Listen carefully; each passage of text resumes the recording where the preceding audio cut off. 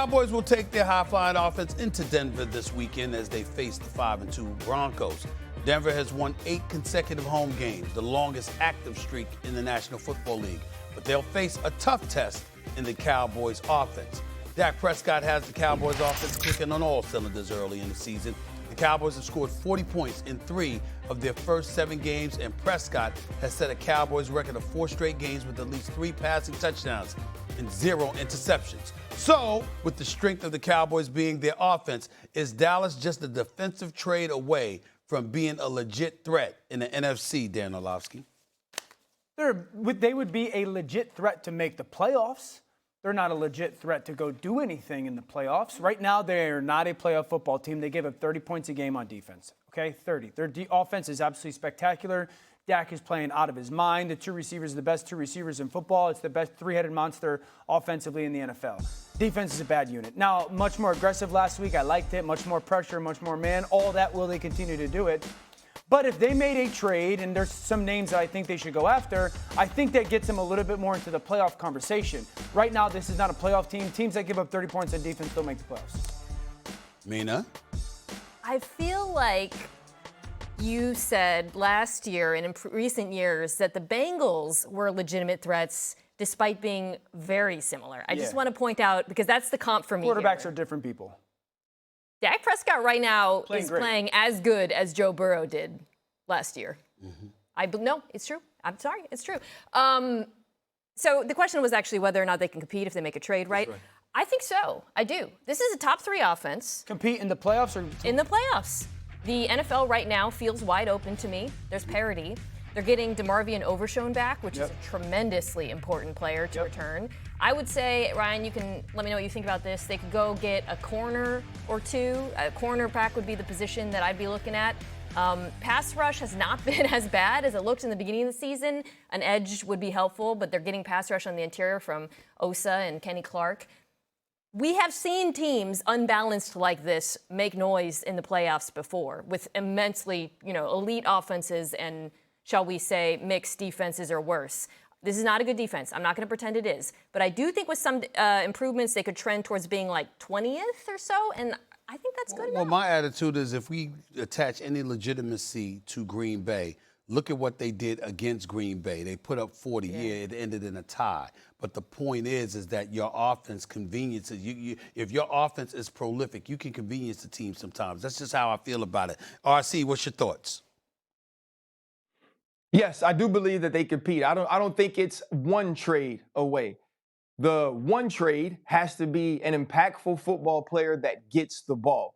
We've heard Max Crosby. If Max Crosby's name is attached to this, and now you add a player on the back end along with Trayvon Diggs being some semblance of his former self, then absolutely. Last year, as the playoffs came or got closer, we all talked about how nobody wanted to see the Cincinnati Bengals in the playoffs, and they were absolutely putrid on defense. They were so bad on defense that Lou Anarumo, that has the Indianapolis coach playing at an extremely high level on defense, was fired. A coach that was once thought of as a surefire head coaching project or head coaching potential. And so now you look at the Dallas Cowboys with an offense that can score at that clip. And if Dan does believe, which I believe right now, the best trio in football when we're talking about quarterback and wide receiver. By the way, Stephen A., I said that before the season that was a possibility for this group, then absolutely they make the right trade. They're in there. If this team had Michael Parsons still, I think differently about them. RC, I'll stay with you and I'll pass this around the table before I go to break. Do we, dare I say, have to reflect upon Jerry Jones' decision with Micah Parsons? Nope. Look at it and say, hey, you know what? This might not end up being as bad as we thought it was going to be for the Cowboys. Is it possible? Yes. No. So it's not possible because we're saying in order to compete with an offense like this, you have to go get a difference maker on defense when you traded that difference maker away. Gotcha. Michael Parsons won a football game for the Green Bay Packers on Sunday. Imagine having him with some of the other pieces you have and an offense that right now is absolutely unstoppable. Jerry Jones made the wrong decision. He can now go rectify that by bringing a player in. Super Bowl caliber offense. I really believe that. And to trade away a player like that, you do it when you're a rebuilding team. You do it for contractual reasons. But to me, it's jeopardizing this season. And it turns out in this season, they're really competitive on offense. And I want to add one thing, because the Bengals comp is the one that keeps coming up. You know what's the difference between this offense and the Cincinnati Bengals? They can run the hell out of the ball. We're talking about the receivers, and they're amazing. They're incredibly balanced, too, Dan. I would agree with that. So here's where I stand with this. One, they give up right now in Dallas about 30 points a game. There have been 2 teams in the last 25 years to give up more than 27 a game on defense and make the playoffs. I think it was the 2020 Titans and then like the 2000 Rams. So right now, this team ain't making the playoffs. We have all the evidence in the world that defensively they're not. Now, if they make a trade, and I think they should, it's do they call the Jets for Jermaine Johnson? Do they call the Dolphins for like a Jalen Phillips? Do they call the Bengals for Trey Hendrickson in the next week if they lose type of thing? That's the only way that they get into this conversation. But as great as this offense is right now, they're not beating Detroit. They're not beating the Rams. They're not beating the Bucs. They're not beating Seattle. They're not. The offense is a very good offense. It's playing great. This defense is very poor. So it's not possible that Jared Goff might throw a couple of picks.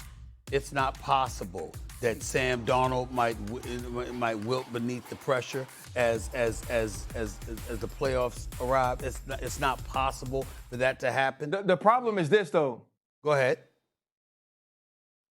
Yeah, the problem is going to be, though, the Seattle Seahawks can actually play defense. No doubt. Yeah. The Dallas Cowboys, as great as they are, aren't going to put up 40 on everyone. And with those teams also having some offensive balance, that's where the problem comes in. Even when you look at this team go on the road and play some of these games against the Carolinas and not be able to stop a Rico Dotto, and Carolina find enough ways to get stopped. So that's going to be the problem for the Dallas Cowboys, which is why they need someone on defense that could be a difference maker. And let's see what they do this weekend, okay? Like they're going on the road, which they scored less at, against a Really great good defense, yeah. They've lit up bad defenses. Washington bad, Giants Green Bay? bad. Green Bay's the one. Put up a 40 burger on that Packers That's defense. the one.